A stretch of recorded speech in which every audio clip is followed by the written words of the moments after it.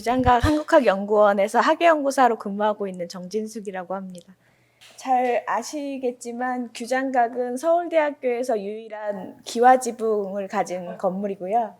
아시아연구소 바로 옆집입니다. 그래서 왔다 갔다 하시면서 어디인지는 잘 아실 테고요. 근데 정작 여기서 무엇을 하고 있는지 알고 계시는 분들도 물론 당연히 계시겠지만 이제 모르시는 분들도 계실 테니까 간단하게 이제 기관에 대해서 설명드리고요. 그리고 동시에 제가 학예연구사로서 가지고 있는 고민들에 대해서 간단하게 말씀드릴게요. 사실 저는 2017년에 여기 법인 직원으로 왔고요. 그 전에는 이제 그 근대사 전공으로 서울대학교 국사학과에서 공부를 했습니다. 그래서 되게 뜬금없을지 모르겠지만 계양기 한국인 사립학교에 관한 연구라고 하는 걸로 박사 논문을 받았습니다. 그런데 2020년에 저한테 갑자기 DB 사업을 맡으라고 하시더라고요. 그래서 어쩔 수 없이 맡게 됐는데 현재까지 그 사업을 계속하고 있는 상황입니다. 그러다 보니까 여러 가지로 좌충우돌한 점도 있었고 좀 괴로웠던 적도 있고 하지만 어느 정도는 이제 안정권에 들지 않았을까라는 생각을 하면서 지내고 있습니다. 목찬 넘어가고요. 규장각이라고 하는 곳이 전통시대에 있었죠. 그리고 그것의 특징은 무엇이냐면 지금의 중앙도서관과 비슷한 역할을 했었다라고 저는 생각을 합니다. 그러니까 끊임없이 자료를 생산하고 분류하고 정리하고 보관할 것은 보관하고 폐기할 것은 폐기하는 그런 절차들을 갖추어서 이렇게 일종의 데이터를 정리하는 일들을 전통시대에는 규장각이 했다라고 생각합니다. 그리고 동시에 규장각뿐만 아니라 각 지방에 있는 관청에서도 그렇고 중앙의 관청에서도 그렇고 그러한 역할들을 어떻게 분류해서 분담해서 했었던 것이 전통시대였습니다. 그런데 그러한 역할이 이제 목숨을 다하게 된 것이 바로 식민지 시기입니다.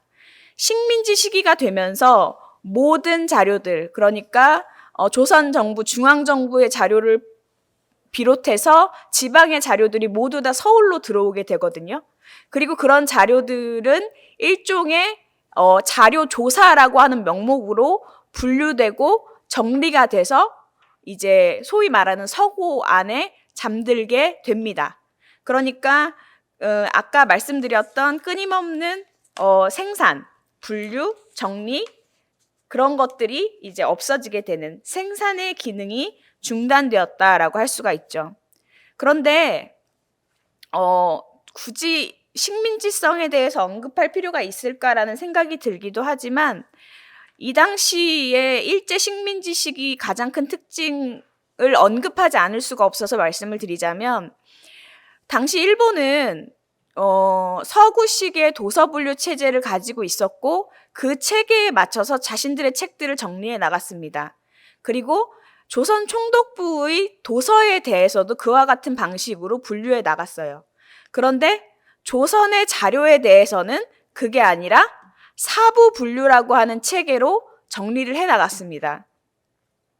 그 이유는 그렇게 얘기를 하고 사료에도 그렇게 나오지만 방대한 도서를 소수의 인력으로 분류하는 것이 힘들다. 비용이 많이 든다. 이러한 이유 때문에 사고전서 목록, 그러니까 경사자집이라고 하는 4가지의 분류로서 이 도서들을 분류했었습니다. 그러다 보니까 원래 같으면 아까도 제가 초반에 말씀드렸던 것처럼 모으고 분류하고 정리해서 폐기할 건 폐기하고 유지할 건 유지하는 그런 절차들이 완전히 사라지게 된 거예요. 그래서 이제 보시면 사부의 정법류라고 하는 게 있는데 이 안에 굉장히 많은 자료들이 포함되게 됩니다. 그래서 이 자료를 전공하는 분들은 아시지만 뚱뚱이 자료군이 된 거예요. 경사자집에서 사부만. 그러니까 뭔가 이 안에서 자료를 보려고 해도 뭐가 들어있는지 모르고 어떻게 봐야 되는지 모르고 이런 생태가 만들어지게 된 겁니다. 그리고 안타깝게도 그런 것들은 지금까지도 이어지고 있어요. 서울대학교 규장각에서도 이미 사부분류라고 하는 것은 피할 수 없는 것이다라고 생각을 했던 거예요. 그러니까 방대한 자료를 잘 관리해야 된다라는 생각을 하게 된 거죠. 그리고 또 하나 여러분들이 아실 수 있습니다만 사실 규장각이 소장하고 있는 자료는 서울대학교의 소장 자료가 아니에요.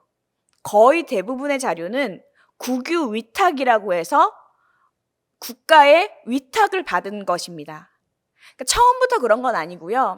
서울대학교가 법인화가 되면서 법인화의 결과로 이 자료들을 어떻게 할 것인가, 국립중앙도서관으로 보낼 것인가, 보내려고 하니까 공간이 없어, 인력이 없어. 그러니까 그러면 우선은 서울대에서 관리하는 대신에 너희들의 소유권을 인정할 수는 없고 대신에 이름은 국유 위탁 관리다라는 식으로 저희가 관리를 하게 된 거죠.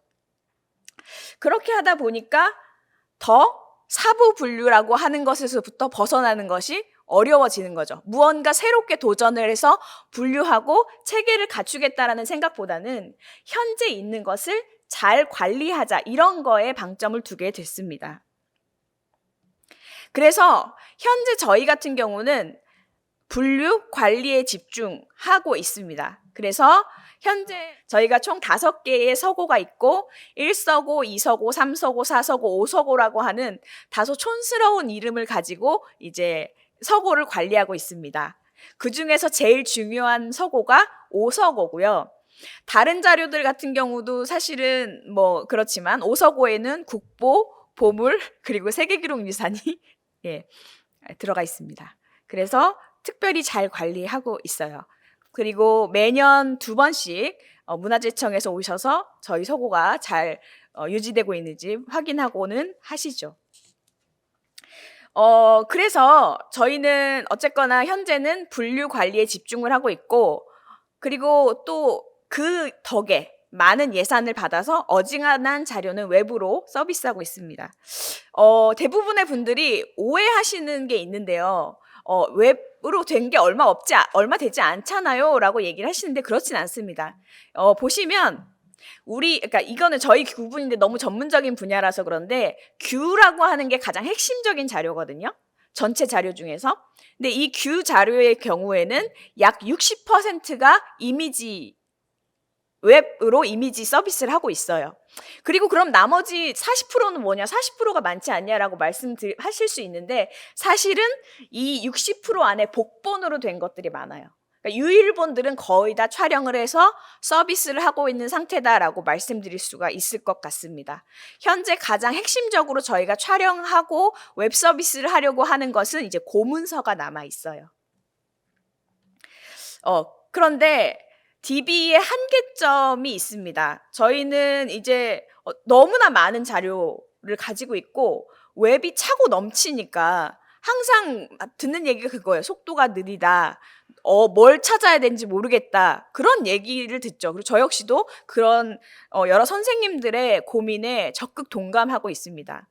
핵심은 큐레이션이다. 이제는 많은 데이터가 있고 더 많은 데이터를 만들어내는 게 중요한 게 아니라 그 데이터를 어떻게 다이어트를 시켜서 체질을 개선을 해서 사람들에게 보여줄 것이냐라고 하는 것이죠. 그거는 제가 봤을 때는 듀샹의 이 병기와 같은 작품을 만드는 일종의 예술 작업이라고도 생각을 하거든요. 그러니까 일반적으로 봤을 때는 이러한 역할들이 별게 아니라고 하겠지만 저는 그런 사명감을 가지고 학예연구사가 일을 해야 된다라고 생각을 합니다. 최근에 작품을 보여드리자면 제가 이 사법자료라고 하는 서브타이틀을 새로 만들었어요. 어떻게 만들었냐면 사부 분류 안에 사부라고 하는 게 있고요. 그리고 국사편찬위원회의 조선시대 법령자료라고 하는 게 있어요. 그리고 근대자료의 형법사송이라고 하는 게 있습니다. 이 세 개의 정법류의 형옥사송이라고 하는 자료가 있습니다. 그러니까 이 세 가지, 그러니까 규장각의 자료, 사부분류의 자료, 그리고 국사편찬위의 자료, 이 세 가지를 합쳐서 사법자료라고 하는 걸로 새롭게 만든 거예요. 그러니까 이것이 어떻게 보면 큐레이션의 역할이고 결과라고 생각을 하고 규장각은 이러한 것들에 열심을 가져야 되지 않을까라는 것이 저의 생각입니다. 발표 여기까지 하겠습니다.